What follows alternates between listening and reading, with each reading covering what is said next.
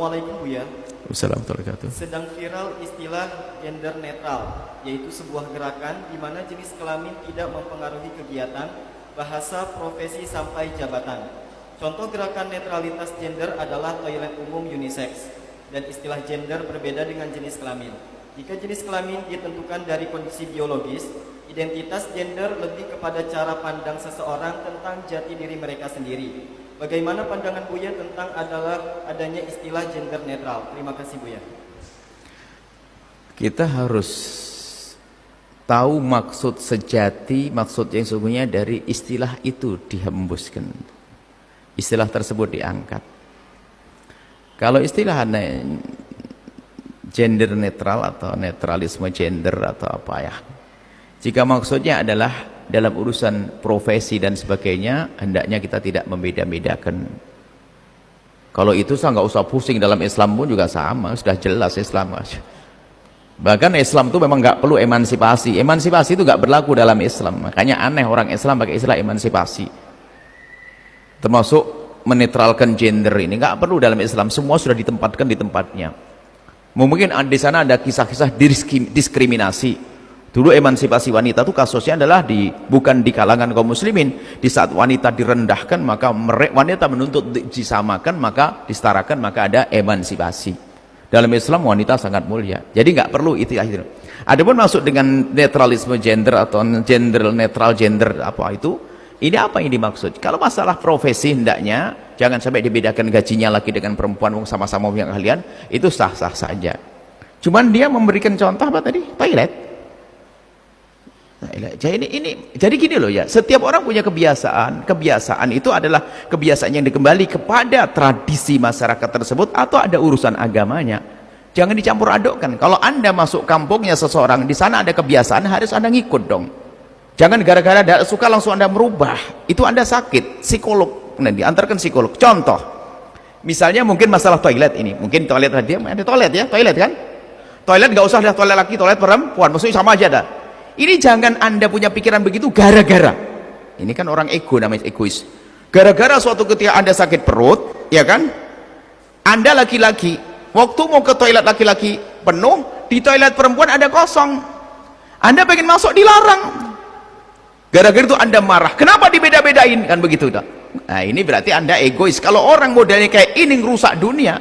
Jadi semua keinginannya harus diwujudkan. Adanya toilet laki perempuan demi kenyamanan perempuan, demi kenyamanan laki-laki. Perempuan lebih nyaman dengan itu semuanya, dan mereka senang. Jangan ngikuti orang yang sakit ini dong. Ini kan orang mentalnya sakit, gara-gara dia ke toilet nggak boleh, dia laki-laki ke toilet perempuan nggak boleh, langsung marah. Kenapa pakai beda-bedain? Nah ini menurut apa tadi? Pengen netralkan gender nih, aneh-aneh. Atau kita masuk ke satu kampung, ada tradisi, ada satu keraton, kalau kita masuk ke sana pakai kopiah, dikasih apa? Kayak penutup kepala, tradisi mereka. Tradisi mereka nggak ada hubungan dengan agama. Loh, kalau Anda tidak mau digitukan, jangan masuk dong, nggak usah marah-marah. Apa-apaan itu ngatur kepala saya. Loh, Anda ini sakit. Semua orang ada punya kebiasaan, tradisi, apalagi urusan agama. Jadi sebetulnya kita tidak perlulah bingung urusan itu, urusan orang bingung begitu. Kesetaraan gender orang bingung. Ini apa, netralisme gender ya orang bingung. Apa yang dimaksud itu semuanya? Memang kamu mau dibilang tidak laki-laki, tidak perempuan? Ya nggak bisa dong. Kalau ada saudara-saudara kita punya masalah khuntha, misalnya ada masalah dia laki-laki punya sifat keperempuan-perempuanan, dia adalah punya masalah yang harus kita tolong bersama untuk dia menentukan jati dirinya dengan proses dibantu oleh pakar-pakar ahlinya, psikolog dan sebagainya. Tapi laki dengan perempuan dari dulu, bapakmu laki-laki, ibumu perempuan, beda. Yang satu cari nafkah, yang satu hamil. Sudah ada usaha aneh-aneh. Jadi kita tidak gampang terpesona dengan model-model begitu, dan jangan dibahas. Lu tidak usah. Jadi maksudnya apa itu semuanya? Maksudnya nggak usah nanti. Maksudnya toilet jadi kamar mandi laki perempuan bebas, nanti kolam laki perempuan bebas, nggak ada perempuan bebas, nggak nyaman. Jadi kayak binatang nanti. Bukan di kalangan orang beriman, orang Islam saja. Di negeri yang katanya tidak kenal Allah, coba. Mau ndak kira-kira kalau satu negeri dikomandoi, di sini nggak usah pakai baju semuanya, langsung rendah negeri itu. Biarpun katanya ada yang buka aurat dan sebagainya, masih punya sopan santun loh mereka. Masih punya sopan santun. Bukan berarti langsung blak. Wah ini negeri bebas baju, negeri bebas ini, nggak ada. Semua ada aturan-aturan yang sesuai dengan kebiasaan. Kebiasaan itu kembali kepada kebiasaan tradisi di masyarakatnya atau agama yang diyakininya, itu sah-sah saja kok. Ini merusak model-model begitu, nanti pada akhirnya merusak. Jika seorang muslim pakai kopiah nggak boleh, orang Yahudi pakai apa itu nggak boleh, orang Nasrani pakai salib nggak boleh. Ada ini, hente ini merusak kebersamaan. Maunya sama aja deh, bebas. Lagi perempuan, sebenarnya dia adalah orang punya masalah psikologinya, yaitu tadi ke toilet nggak boleh. Akhirnya dia menyamakan, kenapa dia beda-bedain, begitu loh. Ini orang yang perlu diterapi lah, semoga Allah. Nggak perlulah kita aneh-aneh semacam itu.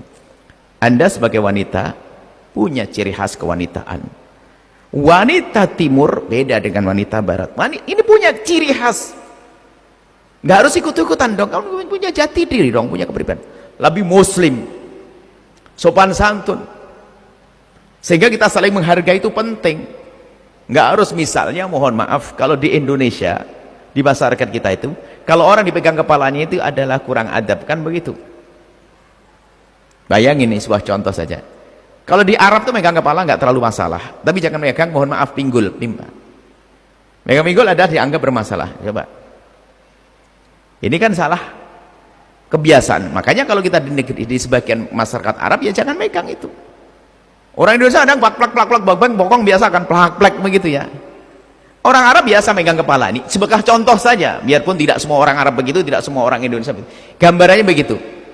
Jadi kalau kita tidak bisa memahami kebiasaan orang, itu bikin masalah. Maka pandai-pandailah kebiasaan seseorang. Makanya itu namanya orang yang psikologinya normal, sehat. Memaklumi. Tapi kalau selalu harus gara-gara nggak boleh masuk toilet, gara-gara saya laki, toiletnya perempuan, wah ini nggak bener, ini harus ini setara, sama-sama, nggak perlu dibeda-bedain. Oh ini mental sakit. Dan itu bisa dikembangkan, bukan urusan toilet, urusan yang lainnya.